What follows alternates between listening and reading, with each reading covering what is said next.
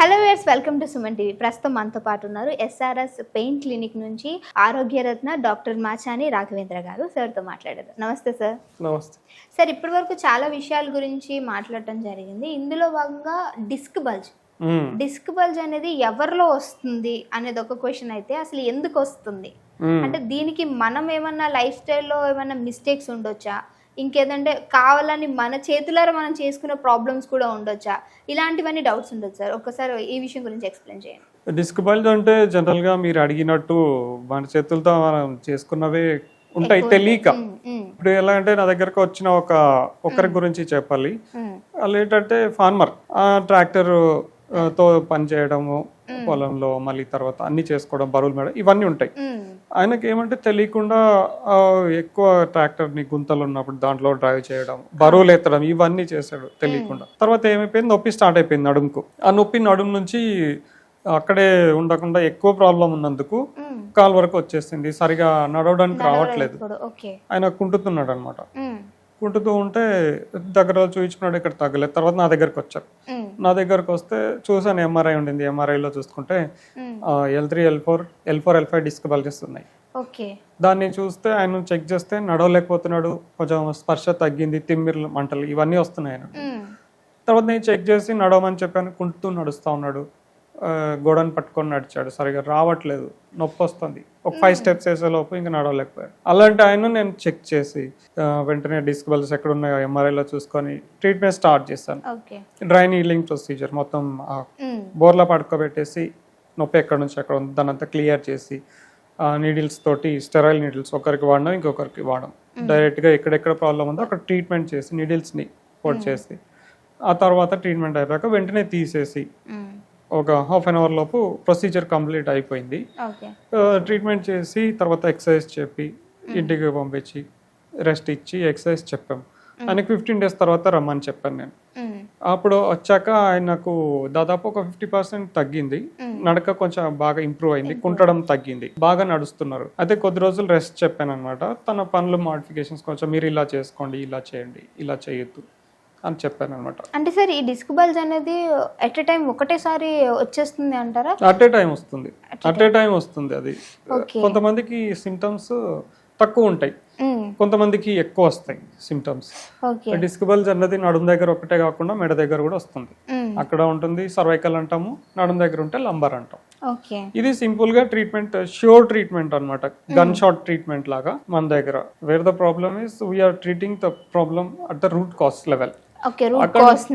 అక్కడ నుంచి చేస్తున్నాం కాబట్టి తొందరగా తగ్గిపోతుంది బాగా వాళ్ళకు. అలాగా అంటే సిట్టింగ్స్ లాగా ఏమైనా ఉంటుందా సార్? రావాలి, ఫాలో అప్స్ రావాల్సింది 3-4 times ఖచ్చితంగా రావాల్సి ఉంటుంది.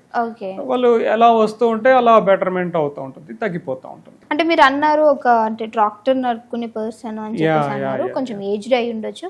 అంటే ఇది ఏజ్ కాదు, ఆయన age just he was 30 years అంతే. 30 years లో కూడా దీనికి ఏజ్ తో సంబంధం లేదు, రిస్క్ ఫ్యాక్టర్స్ ఉంటాయి. వాళ్ళు ఏం చేస్తున్నారు, కింద పడ్డారా, ఇలా ఉంటుంది అనమాట. ఓకే, అంటే ఏజ్ తో సంబంధం రిలేటెడ్ ఉండదు. సో ఒక సపోజ్ ఒక 30 years పర్సన్ ని లేదా 50 years పర్సన్ తీసుకుంటే వీళ్ళిద్దరిలో ట్రీట్మెంట్ విధానం ఏ విధంగా ఉంటుంది, ఏమైనా చేంజెస్ ఉంటుందంట? ట్రీట్మెంట్ అంటే ప్రాబ్లం కొంచెం ఎక్కువ ఉంది అనుకోండి, కొంచెం ఎక్కువ టైం పడుతుంది. కొంచెం ఎక్కడెక్కడ ప్రాబ్లం ఉందో ఎక్కువ చోట్ల ఉంటే దాన్ని క్లియర్ చేయాల్సి ఉంటుంది. ఏజ్ పర్సన్ కి రికవరీ తక్కువగా ఉంటుంది. ఓకే, రికవరీ అనేది తక్కువ ఉంటుంది కానీ ట్రీట్మెంట్ విధానం ఒకే విధంగా, ఫార్మాట్ ఒకటే ఉంటుంది. వాళ్ళకు రికవరీ, రీజనరేషన్ అంటాం, అది ఏజ్ పర్సన్స్ లో ఎవరికైనా తక్కువ ఉంటుంది.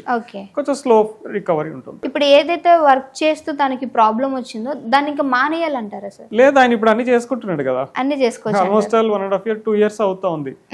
ఆయన అన్ని చేసుకుంటున్నాడు. కాకపోతే నేను చెప్పాను ఆయనకు, మీరు ఇలా చేయండి, అన్ని చేయండి, కానీ ఇలా చేసుకోండి కొంచెం అవి కేర్ వాళ్ళ తగ్గట్టుగా చెప్తాం. అన్ని చేసుకోవచ్చు, తగ్గట్టుగా నేను చెప్తాను. అన్ని చేసుకోవచ్చు, కింద కూర్చోవచ్చు, లేవచ్చు. ఆయన ఇప్పుడు నార్మల్, ఇప్పుడు it's very normal. Okay sir, ఇప్పుడు ఈ డ్రై నీడ్లింగ్ ట్రీట్మెంట్ వచ్చేసి సేఫా కాదా అని అడుగుతా ఉన్నాను. Dry needling is very safe treatment, no side effects, nothing. Sugar BP ఉన్న వాళ్ళు కూడా చేసుకోవచ్చు, థైరాయిడ్ ఉన్న వాళ్ళు కూడా చేసుకోవచ్చు. సైడ్ ఎఫెక్ట్స్ ఏమి ఉండవు. బెస్ట్ ట్రీట్మెంట్ నన్ను అడిగితే. రిజల్ట్స్ బాగుంటాయి, ఇమీడియట్ రికవరీ ఉంటుంది. చాలా మంది కుంటుతో వచ్చిన వాళ్ళు కూడా ట్రీట్మెంట్ చేసుకొని క్లినిక్ లోనే కొంచెం బాగా నడవడం స్టార్ట్ అయిపోతారు అన్నమాట. బాగా అయిపోయి వెళ్ళిపోతారు. ఓకే సార్, చాలా చక్కటి ఇన్ఫర్మేషన్ ఇచ్చారు. సో మీరు కూడా చూసే వ్యూవర్స్ ఎవరికైనా సరే ఇలా డిస్క్ బల్జ్ కావచ్చు, లేకపోతే బ్యాక్ పెయిన్, నెక్ పెయిన్ ఇలాంటి ప్రాబ్లమ్స్ సఫర్ అవుతున్నట్టయితే కింద సార్ కాంటాక్ట్ నెంబర్ ఇచ్చాము, మీకు కావాలంటే ఒకసారి వెళ్ళి చెక్ చేయొచ్చు. నమస్తే, థ్యాంక్ యూ సార్. వెల్కమ్. ఈరోజు మనం మెడ నొప్పికి ట్రీట్మెంట్ చూస్తున్నాము. 1 year నుంచి సఫర్ అవుతున్నారు. మెడ నొప్పి నుంచి ఎడమ చేయికి నొప్పి వస్తూ ఉంది మెడ నొప్పి ప్రాబ్లం వల్ల.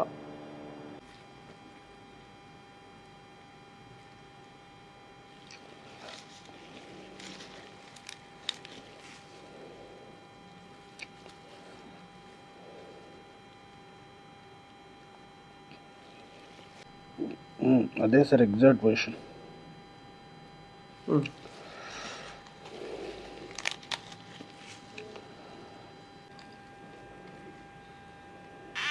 ఇంపల్సెస్ వస్తున్నాయా? జుమ్ జుమ్ అంటుందా?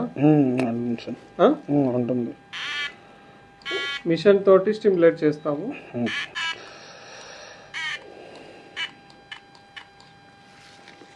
నా పేరు వెంకటేశ్వర్లు. ప్రకాశం జిల్లా నుంచి వచ్చాను హైదరాబాద్ వరకు. నాకు సయాటికా ఉందని చెప్పారు. సయాటికా వల్ల కాళ్ళంతా గుంజడం, నొప్పి, నడుమంత నొప్పి, అసలు నిలబడలేకపోయేవాడిని.